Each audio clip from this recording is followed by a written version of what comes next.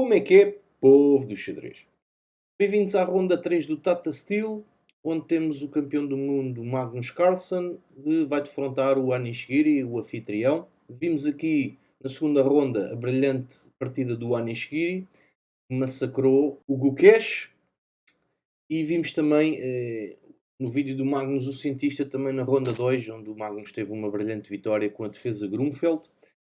E aqui na terceira ronda eles vão se defrontar os dois, os amigos, e vamos ver o que é que aconteceu nessa ronda 3. Anish Giri de brancas sai com o peão D4, cavalo F6, C4, E6, cavalo F3, B6. Portanto, aqui temos a Índia de dama, G3, bispo A6 e dama C2. Portanto, aqui as pretas ameaçam este peão.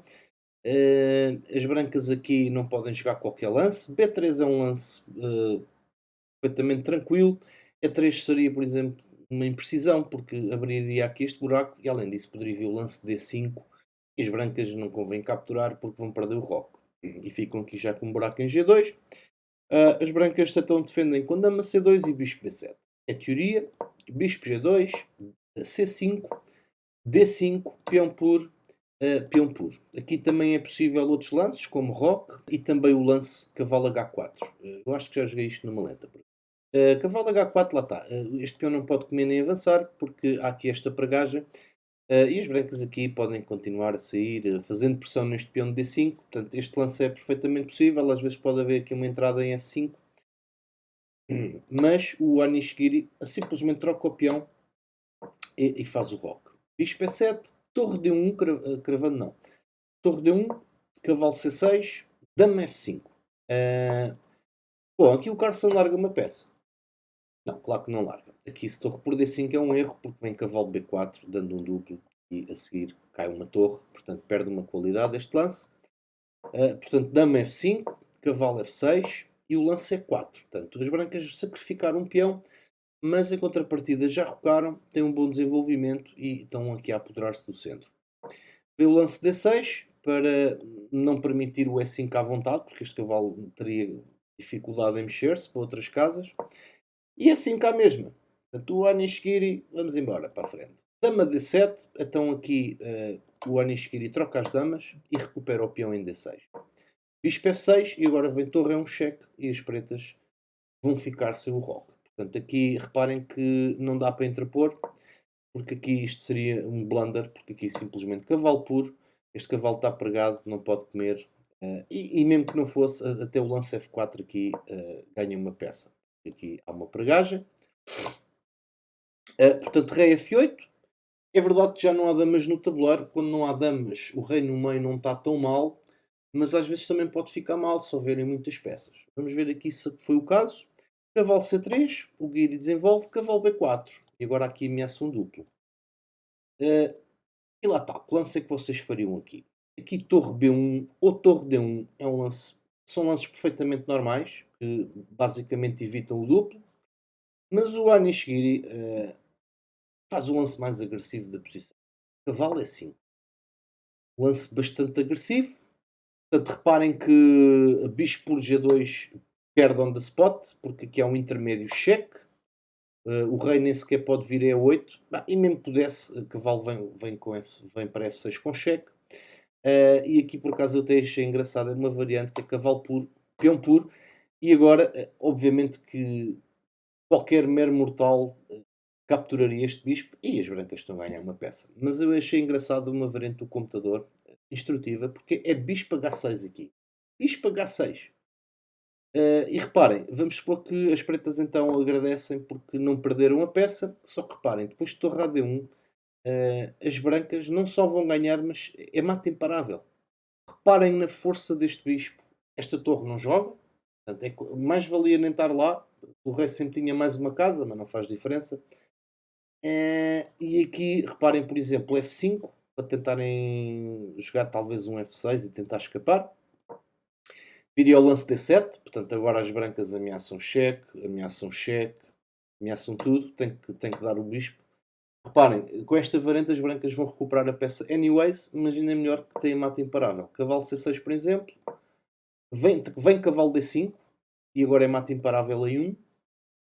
E se o cavalo aqui controla D5, portanto, se aqui, por exemplo, F6, reparem, vem torre E7, e depois de um lance como C4, aqui as brancas têm um ato muito engraçado, que começa com torre F7, e por exemplo, vamos supor F4, e agora reparem neste mate. Torre F8 cheque.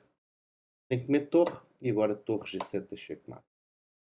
Uma linha muito interessante, mas não foi nada disto que aconteceu, claro. Depois de cavalo E5, obviamente que as pretas têm que capturar este cavalo.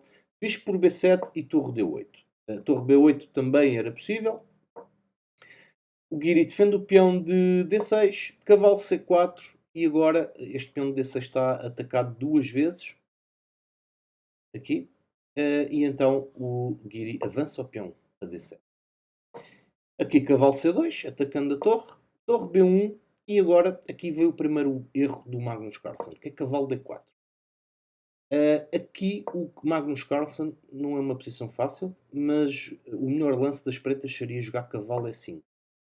Isto pondo imediatamente pressão neste peão, que pode ser perigoso. E aqui reparem, por exemplo, bispo C8, simplesmente agora sim cavalo D4, bloqueando a defesa do peão, e agora esse peão vai sempre cair. Mas o Magnus Carlsen aqui joga o lance cavalo D4 já. Isto é uma imprecisão. Então, como é que o Anish vai explorar isto? O Anish vai continuar a atacar. B4. Agora ataca este peão. E a ideia é pôr pressão neste peão. Este bispo pode vir a entrar. Porque reparem, depois de bispo D5, este cavalo vai ter que marchar daqui para fora. E com bispo A3, este bispo vai ser muito perigoso. E isto tudo para atacar aqui a base da defesa deste cavalo. Veio o lance, agora torre por D7. Este é o erro. É um erro grave do Magnus Carlsen. Aqui, mais uma vez, um lance possível era jogar cavalo E5. Mas vale tarde que nunca. Cavalo E5 vai outra vez atacar o peão. Vem que aqui as brancas já começam a entrar. BC, bispo A3, lá está. Mas era muito importante atacar este peão o quanto antes. E torre por D7 é um erro grave. Então agora o bispo é ameaçado e o Anishigiri tira o bispo com o tempo. Para D5. Esse cavalo tem que sair. E agora é assim. Neste lance o Magnus Carlsen demorou meia hora. Porque começou a ver que estava simplesmente perdido. E joga o lance cavalo D6. Portanto, o cavalo tem que sair. BC, BC e agora bispo A3. Reparem que agora este bispo começa a ficar um monstro. Rei A7. Aqui um bom lance do Magnus Carlsen. É o melhor lance da posição. Aquele peão não tem salvação. Bispo por cavalo E6 e bispo B4. Aqui a máquina gosta muito do lance cavalo E4. Se bem que eu não acho esta variante nada de especial. Aqui, por exemplo, cavalo por C5. Cavalo por C5. A torre C7. Cheque, rei D8. Cavalo A6. Torre C8. Bispo por F7. Tudo bem. As brancas estão ganhas. Estão ganhas, quer dizer. Tem um peão a mais. Estão muito melhores, sem dúvida. Mas era uma variante que ia demorar bem mais tempo para ganhar. Por exemplo, torre C6. Há aqui o cheque. Torre C8. E basicamente as brancas têm que trabalhar bastante aqui nesta. Eu gostei mais do lance do Anishigiri, que é bispo B4. Se há um par de bispos em jogo super ativo, por que não ficar com ele? E bispo B4 mantém aqui a cravagem deste cavalo. E agora veio o lance A5, que é um lance para tentar distrair este bispo desta diagonal. E A5 também é outro erro. Aqui o melhor que o Magnus Carlsen tinha era jogar bispo por C3. E agora, depois disto, o cavalo já não está pregado e já tem cavalo F5.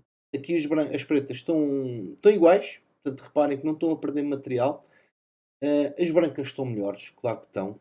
Por exemplo, bispo P4 cheque, rei F6 e se bispo C3 volta para rei E7. Obviamente que as brancas têm o par de bispos, um jogo que está muito aberto, estão muito melhores por causa disso, mas materialmente estão iguais. E aqui o Magnus Carlsen ia tentar aguentar-se um bocadinho nesta posição. De qualquer forma era melhor do que aquilo que ele escolheu. Ele joga A5 para tentar distrair aqui este bispo desta diagonal. Bispo por A5, torre C8, cavalo A4, cavalo C4, torre BC1, bispo E5, tentando trazer o bispo mais para o centro, bispo B4 cheque, rei F6. Só que agora o Anish vai ganhar uma peça. E lá está, já está muito difícil. Aqui, se quiserem descobrir qual é o lance que vai ganhar. Força nisso. O Anish não falhou o lance. Última oportunidade para pausarem o vídeo. O lance é cavalo C5. É que reparem, isto ameaça a torre e ao mesmo tempo bloqueia a defesa desta torre neste cavalo. Poderá cair no próximo lance. E então o Magnus Carlsen captura o cavalo e agora torre por C4. E agora reparem, este cavalo está cravado. Não consegue sair. E agora o que fazer? Aqui o Magnus jogou torre C7, defendendo a torre, e depois de bispo A5, o Magnus Carlsen abandonou, porque vai perder pelo menos uma qualidade. Portanto, aqui vai perder qualidade. Pode tentar um cavalo E6 e cai aqui, por exemplo, qualidade. Por exemplo, se torre, desculpem, bispo A5, aqui por exemplo, se torre A7 vem bispo B6, cai o cavalo.